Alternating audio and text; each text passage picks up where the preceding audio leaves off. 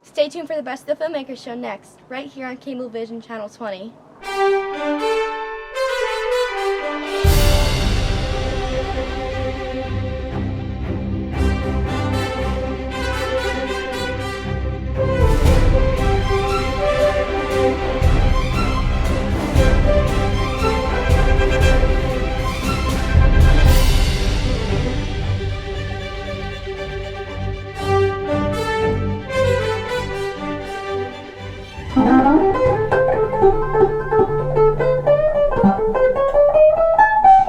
Hi everybody, welcome to the 10th season of the Best of the Filmmakers show.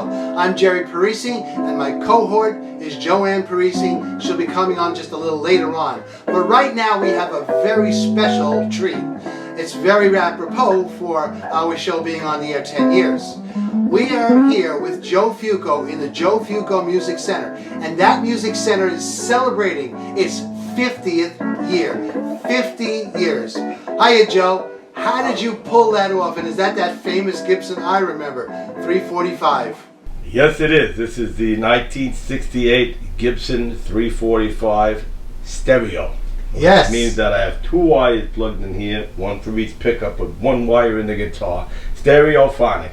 Very, very different type of sound than a mono guitar. The only problem is you gotta have this wire. All right, That's which true. I do have. Okay. Which lucky thing. And if this was my first really good guitar, I did have a Univox before this, which wasn't bad, but this was the best one. In fact, even though I have many collectible guitars, I have to say this one is the best in my opinion because of its versatility. You know, I remember this at one. Junior Youth.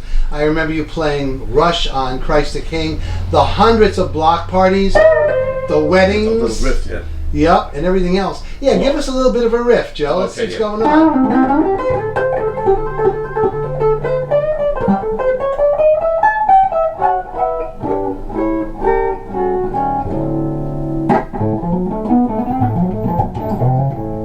Wow.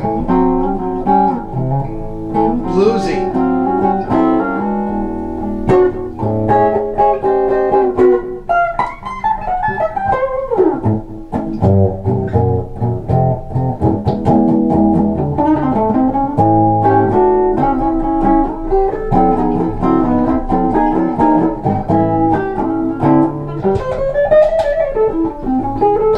So, how did the Joe Fouco Music Center start? And tell me a little bit about it.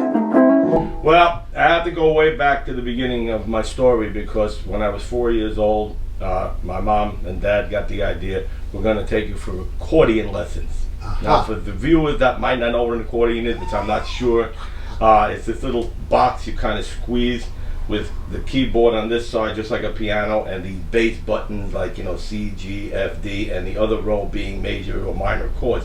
So you got this pa sound. But now I'm talking about 1958. When I was a young lad, 58, 59, I was about 4. So I really I was just about conscious. In fact, I don't know if I'm even conscious now. But anyway, what happened is that my parents got the idea we're going to take you to music lessons. So we went to a place called the Ridgewood School of Music, okay, which was on Underdunk Avenue by 71st Avenue down in Ridgewood. You remember where it is, okay? Way over. Not there anymore, but No. my first teacher, Mr. Henry Coleman, picked up the accordion, and I played, and I remember that I did this little song. It kind of went like this.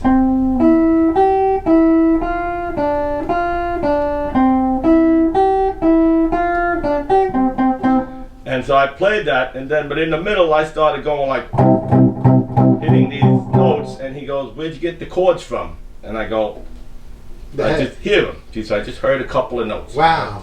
Now this evolved into, the only problem is I really want to play the guitar, so I said, look, I'm watching Elvis, I want to play the guitar, I want to go like.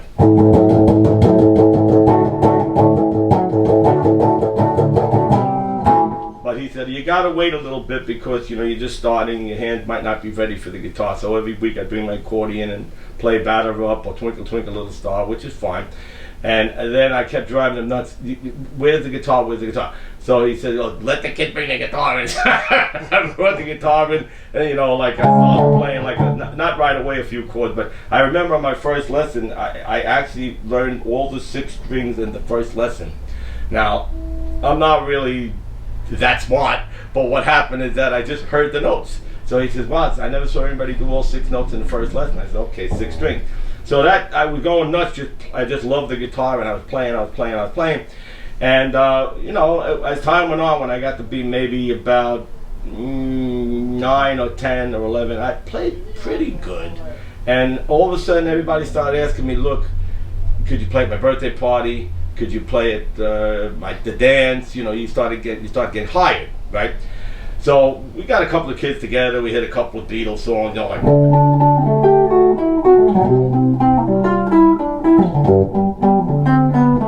couple of little riffs, and we get a couple of little dances that we put. Of course, now by the time I'm 9 or 10, you got to remember now it's Beatlemania, you know, because now you talk about 64, 65. So everybody, right. The guitar craze, you remember this. So I had this little old Univox guitar. And all of a sudden, everybody started to call me to play here, because now this is an era before YouTube and before Facebook and before smartphones and before DJs and before even VCRs. So every street corner is live. So you'd have a Knights of Columbus, and you'd have a Garrity Pose, and you'd have a church dance, and so almost every night there was a live act. Right. Right. So this is what triggered it all. So then when I started playing, all of a sudden everybody said, hey, do you give lessons? Do you give lessons? Do you give lessons? So I'm somewhere around 13 or 14, and they're driving me nuts like you teach. So, you know, by that time I was, you know, a little bit, I'm going home, you know. So my mom said, look, let him come to the house on Saturday. And I remember, that's where I learned. Because all you need was 2 chairs and a music stand. That's right. That was the house on 64th. But then, all of a sudden, you walk on Saturday morning, about 50 people stand in front of the house. I remember. Yeah. So I remember. You remember this? So then my mom and dad get the idea, look, maybe we should rent the store and see what happens. Now, of course, like anything else you start, people go, oh, okay, that's never going to make it. It's not going to work. And I said, look, if it doesn't work, it doesn't work. I love it. We'll try it. I like helping people. I like teaching. And we tried it, and it never stopped. It just kept going and going. So we finally, that was the first store on March 1st, 1973 on 71st Avenue and 60th Lane. And it just never stopped. After 3 years, we went back to the apartment for a while, and then we went to Cooper Avenue on 61st. I remember Cooper Avenue. Yeah. I remember them all. Yeah, but we showed the thing living out in there. And then of course, when it got to in 1982. I did have the store by Cypress Hill Street for a while, and I was running 2 stores, but I said I got to get them both under one roof. So then finally in 1982 we purchased the building that I'm here now, which is 6620 Myrtle Avenue in Glendale, and it just really never stopped from there.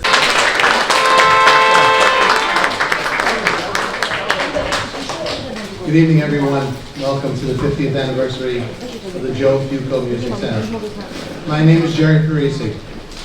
In the early 70s, Joe Fouco, his dad, Joe, his mom, Marge, were instrumental in creating a place where Joe Fouco could follow his dream to teach. Joe Fouco Music Center opened 50 years ago in 1973. Since then, no one individual has been more committed to teach music. History is being made as he and his wife Jeanette still teach in the center on Myrtle Avenue here in Glendale, New York City. Many, if not hundreds, have left the door, and many work in the industry today, all due to Joe and his wife's efforts. So, it was 50 years ago today when Sergeant Fouco taught the students to play. They've been going in and out of style, but tonight it's guaranteed to raise a smile. So may I introduce to you Sergeant Joe Fouco Music Center for All. Ladies and gentlemen, I am proud to introduce my first music teacher, Mr. Joe Fouco. Thank you.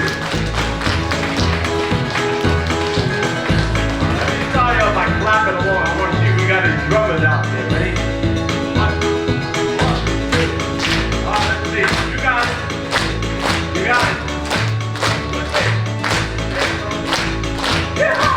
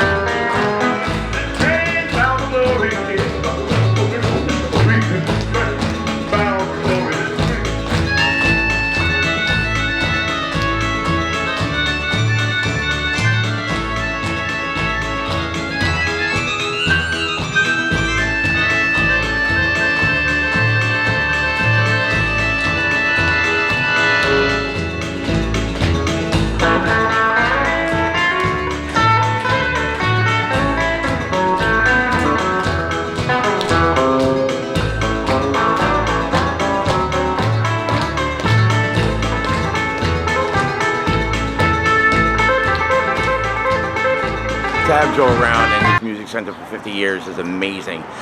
You know, the talent there is absolutely something that you admire, something that you really appreciate, but more so than the talent is the fact that Joe gives back to the community. He's at street fairs, he's at carnivals, he's at children's events, but you know, he has a God-given talent that he gives back to the community, and I just want to say I truly appreciate it, and I wish Joe and Jeanette and the music center many more years of much success, and to say thank you once again for giving back to the community.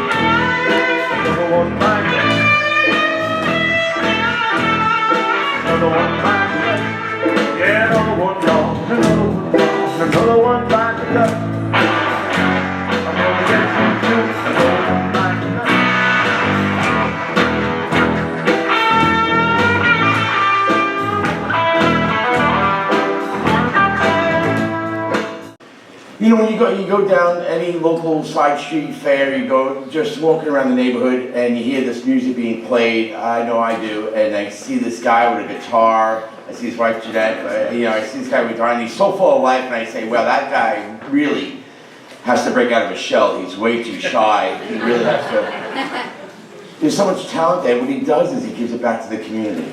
That's what he does. He gives it right back.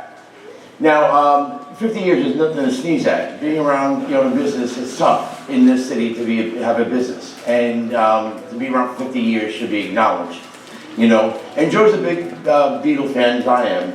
And in 1973, you didn't have the Beatles anymore; they were gone. But it was a special year for the Beatles because they each came out with a solo album, and they were all quite successful that year in the solo sense. But we, you know, the Beatles aren't around anymore, but we still have Joe. We still have the center. And so on behalf of the New York State Senate, I want to give Joe and the Music Center this Senate citation. It's not only for being around 50 years, but for what they have given back to the community and what they mean to us personally. Joe, to Jeanette, and to the whole Music Center, thank you.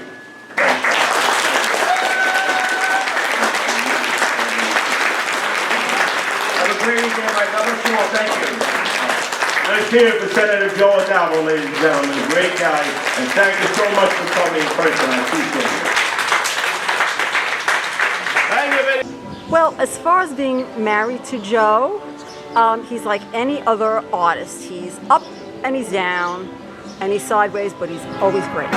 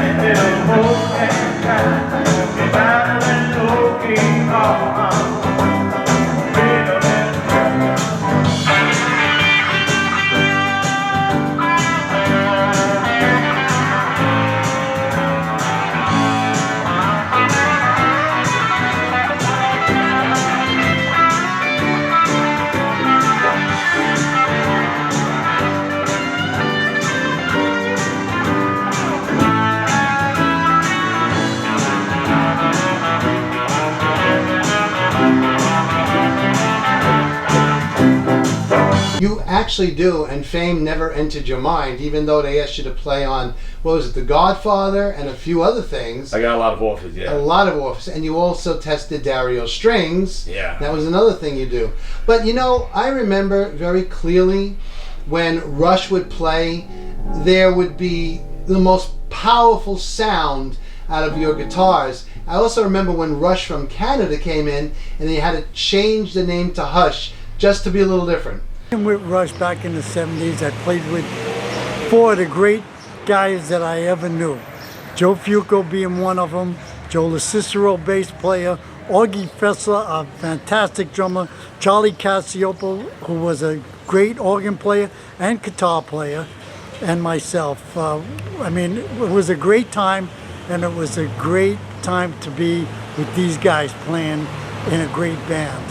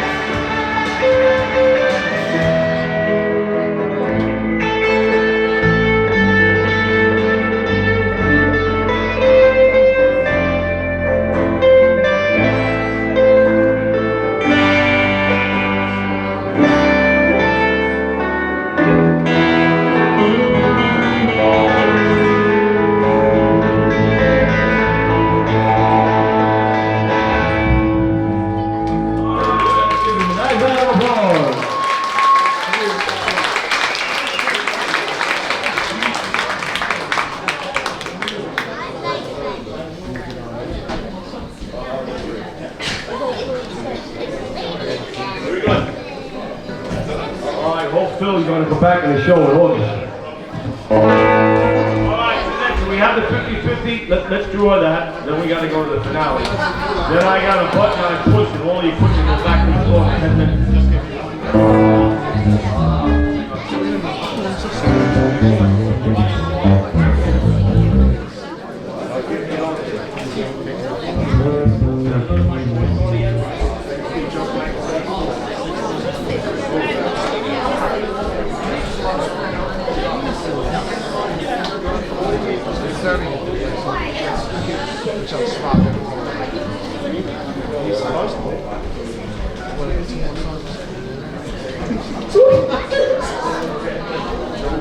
Alright, let me first say I want to thank everybody for coming down tonight. It's been a great night. It hasn't been easy. We've been working on this show for about 6 months. All week long, the newspapers are down. You can see it on the front page of the Times and the Chronicle and whatever. It's just that it's been a lot of work, but we kind of got through it. And I want to thank every one of you for over the years coming to my shows and putting up with my dumb jokes and, you know, my two-chord theory and all that. And all the new students today that have to go through it. See, you all the ones that have gone through it. Anyway, we got a couple of the shows coming up in June and in August. I think June 21st and August 20th. So we may do rerun this show down outside at the street fair in September. I'll keep you posted, okay? In the meantime, we want to thank everybody. Lou, thank you so much, okay? For the DJ equipment and the lights. And Mr. Jerry Parisi, thank you so much for your help. And of course, all the girls in the back, Emily and Diane and friends and everybody, the church, the school. So, you know, and all the kids. Now, are you near the mic? Stop talking, this is school. I'm going to put you in textbook. I want to get along. Once I thought something German, you're thrown. What is it? Let's get the 50-50. Forget your tickets. Okay, well, how much?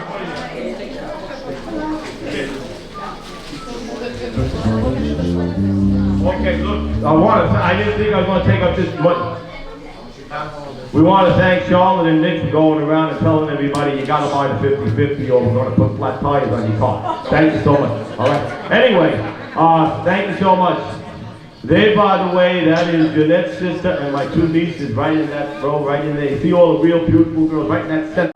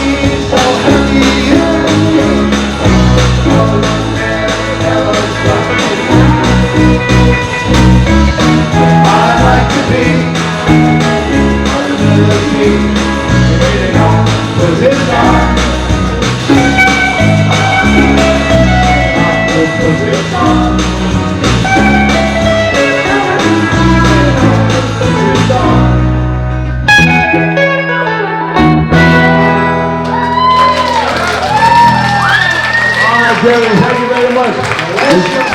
We'll see you for Johnny Be Good. And as far as the music center goes, we love it. There are people at this show that started with me when they were 6 years old and they're 32. So we are very proud of that. The idea was that I think it's hard to say what makes something succeed and what doesn't. I had to play pretty good, or I don't think they would have kept coming. For sure. Yeah, and I think that you can attest to this. I genuinely want to help the student get good.